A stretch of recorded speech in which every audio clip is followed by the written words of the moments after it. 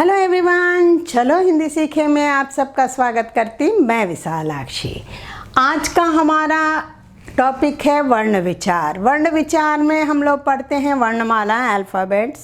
वर्णमाला के अंतर्गत वोवल्स, कॉन्सोनेंट्स, स्वर, व्यंजन, संयुक्ताक्षर, संधि और वर्ण विच्छेद, ये सब जो है इनके अंतर्गत आता है। तो सबसे पहले हम लोग स्टार्ट करते हैं वर्ण विचार। वर्ण विचार में जो है वर्णमाला। वर्णमाला किसे कहते हैं? जैसे अभी हम जब बात करते हैं तो कुछ ध्वनियाँ निकलती हैं और ध्वनियों का लिखित रूप ही वर्ण कहलाता है। वर्ण अक्षर जो सबसे छोटी इकाई है, सबसे छोटी इकाई को हम वर्ण कहते हैं। जब इन्हीं वर्णों को जब एक क्रमबद्ध और व्यवस्थित रूप में रखा जाता है उसे हम वर्णमाला कहते हैं। वर्णमाला को हम साधारणतः दो भागों में बांटते हैं। पहला होता है स्वर। स्वर यानी वोवल्स। और हिंदी में स्वर 11 हैं। हिंदी में स्वर कितने हैं? 11 हैं। अ, आ, ई, उ, री, ए, ऐ, ओ, औ। ये 11 स्वर हैं। स्वर किन्हें कहते हैं? जो स्वतंत्र रूप से लिखे जाते हैं और बोले जाते हैं उनको हम स्वर कहते हैं। स्वर जो है हमारे फेफड़ों से जो है वायु बिल्कुल सीधे बाहर निकलती है, उनको हम स्वर कहते हैं। स्वर की मात्राएं होती हैं, ये 11 मात्राएं। अ तो साधारणतः सब में मिला होता है। आ से लेकर औ तक जो है मात्राएं होती हैं जिनका प्रयोग हम व्यंजन या कॉन्सोनेंट्स में करते हैं।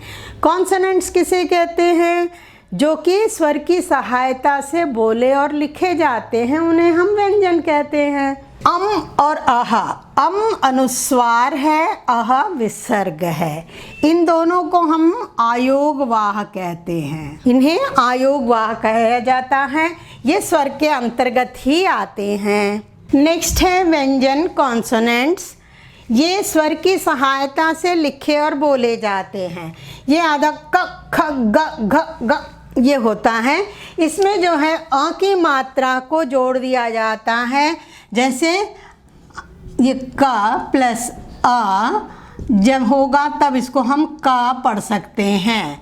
अगर हम इस क में अगर आ की मात्रा लगाते हैं तो ये का हो जाता है। इसी तरह का में ई की मात्रा लगाने पर की और ई की मात्रा लगाएंगे तो की। इस तरह से जितने भी स्वर होते हैं, स्वरों को व्यंजन में उनकी मात्राओं को लगाया जाता है। अब ये क, ख, ये कंठ है। ये 25 जो होते हैं कवर्ग, चवर्ग, टवर्ग, तवर्ग और पवर्ग, 5 ये वर्ग हैं जो कि स्पर्शी कहलाते हैं। स्पर्शी का अर्थ ये होता है कि ये जब हम बोलते हैं तो आवाज़ जब आती है तो ये पहला कवर्ग जो है कंठ से, चवर्ग जो है तालु से, टवर्ग जो है मूर्धा से, तवर्ग दांतों से और पवर्ग जो है ओंठों से टच करते हुए, उसको छूते हुए जो है बाहर आती है। इसलिए इनको हम कंठ्य, ताल्य, मूर्धन्य, दंत्य और ओष्ठ्य कहते हैं। ये हैं, इसको हम पढ़ते हैं। अ की मात्रा लगा के हम बोलते हैं क, ख, ग, घ, ग, च, छ, ज, झ, ज, ट, ठ, ड, ढ, ण, ता, था, दा, धा, ना, पा, फा, ब, भ, म, या, रा, ला, वा। ये अंतस्थ है जिसमें कि हवा अंदर जाती है और श, श, स, ह ऊष्म है। ऊष्म यानी गरम, गरम हवा जो है बाहर की ओर निकलती है। और इन सबों को जो है ये देखिए, आप जब उच्चारित करेंगे तो वर्ण एक इकाई होती है, एक ही वर्ण आना चाहिए। क, ख, ग, घ, ग। ये गा देखिए, कंठ, कांठ, ये वाला आवाज़ आना चाहिए। अंगा नहीं कहते हैं, अंगा जब कहेंगे तो क्या होता है, बच्चे कंफ्यूज हो जाते हैं और वर्ण विच्छेद वगैरह करते वक्त अ लगाकर गलतियां कर बैठते हैं। ये गां है, च छ ज झ ज्, व्यंजन व्यंजन व्यंजन, ट ठ ड ढ ण ण, अणा नहीं है, ये इनी नहीं है, ये अणा नहीं है। तो बोलते वक्त थोड़ा सा हमें ध्यान देकर अगर हम उसको उच्चारित करेंगे तो बच्चे कंफ्यूज नहीं होंगे। त थ द ध न, प फ ब भ म, या रा ला वा, श स सा हा। ये 33, ये 25 और ये 8, 33 हमारे व्यंजन हैं। 33 हमारे व्यंजन हैं और इनको हम पंचम वर्ण कहते हैं। ये जो आखिरी के वर्ण हैं इनको हम पंचम वर्ण कहते हैं। इनका प्रयोग जब हम इनकी ध्वनि निकालते हैं तो इनकी ध्वनि को निकालते वक्त कंठ और नाक दोनों का प्रयोग होता है। नेज़ल प्रोनाउंसिएशन भी नेज़ल प्रोनाउंसिएशन भी होता है, यानी नाक से भी हम उस हवा निकलती है तो सेम वही रहेगा। गा, ज्ञा, ज्ञा, ना, ना, मा, ये इनको अनुस्वार में प्रयोग किया जाता है। और ये जो है हम पंचम वर्ण किस तरह से इनका प्रयोग किया जाता है हम अगले वीडियो में इस पर विस्तार से बात करेंगे। ये हैं हमारे व्यंजन। और नेक्स्ट आता है संयुक्त अक्षर। संयुक्त अक्षर 4 होते हैं। आधा क प्लस श, क्ष, आधा त प्लस रात्र, आधा ज प्लस ज्ञ, ज्ञा, आधा श प्लस र, श्र। ये 4 संयुक्त अक्षर हैं। क्षत्र, ज्ञा, श्र। ये जो हैं इसी तरह से लिखे जाते हैं, इनको अलग अलग करके नहीं लिखे जा सकते हैं। इनको सिर्फ इसी तरह से लिखना होता है। क्षा में देखिए कक्षा, परीक्षा, ये सारे जो वर्ड्स हम लिखते हैं तो ये क्ष जो है इसी तरह से हमें लिखना होता है।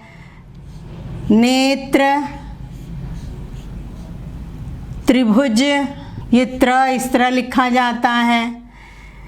ज्ञा से ज्ञानी, विज्ञान, ये ज्ञा ऐसे लिखा जाता है। श्र से बहुत ही हम लोग ज़्यादा उपयोग करते हैं। श्री, श्रीमती, श्रद्धा, ये सारे वर्ड्स जो हैं श्र के हैं तो इनको इसी तरह से लिखा जाता है। वैसे व्यंजनों को संयुक्त किया जाता है, जैसे आधा का है, या है, क्या, खा है, या है, ख्याल, ग्वा, ग्वाला। ये जो हम लोग ये भी हमको संयुक्त अक्षर ही कहते हैं। आधा का और या, क्या, लेकिन ये अलग अलग लिखा जा सकता है। अलग अलग वर्ण जब मिलते हैं तो एक आधा और एक पूरा तो उन्हें हम संयुक्त अक्षर कहते हैं। और जब अगर एक ही सेम वर्ण मिलते हैं हम उन्हें द्वित्वाक्षर कहते हैं। जैसे उदाहरण के लिए मैं आपको बताऊंगी शक्कर, आधा का पूरा का शक्कर। रस्सी, देखिए रस्सी। तो दो जब सेम वर्ण मिलते हैं उन्हें हम द्वित्वाक्षर कहते हैं, अलग अलग वर्ण मिलते हैं तो हम उन्हें संयुक्ताक्षर कहते हैं। लेकिन ये संयुक्ताक्षर हम अलग अलग इनकी तरह नहीं लिखते हैं, इसी तरह से लिखा जाता है, इसको अलग करके नहीं लिख सकते हैं, ये होता है। और एक हमारे पास एक है उत्क्षिप्त व्यंजन, उसके बारे में हम नेक्स्ट वीडियो में बात करेंगे और उसका पूरा वर्णन मैं बताऊंगी कि उसे क्या कहा जाता है, वो व्यंजन के अंतर्गत आते हैं। सरल रूप से पढ़ाना मेरा काम है। आपको मेरा पढ़ाना अच्छा लगता है तो प्लीज़ लाइक कीजिए, अपने दोस्तों से शेयर कीजिए। अगर आप मेरे चैनल को पहली बार देख रहे हैं तो प्लीज़ सब्सक्राइब कीजिए और बेल आइकन को दबाना मत भूलिए ताकि नोटिफिकेशन आपको तुरंत मिल सके। धन्यवाद।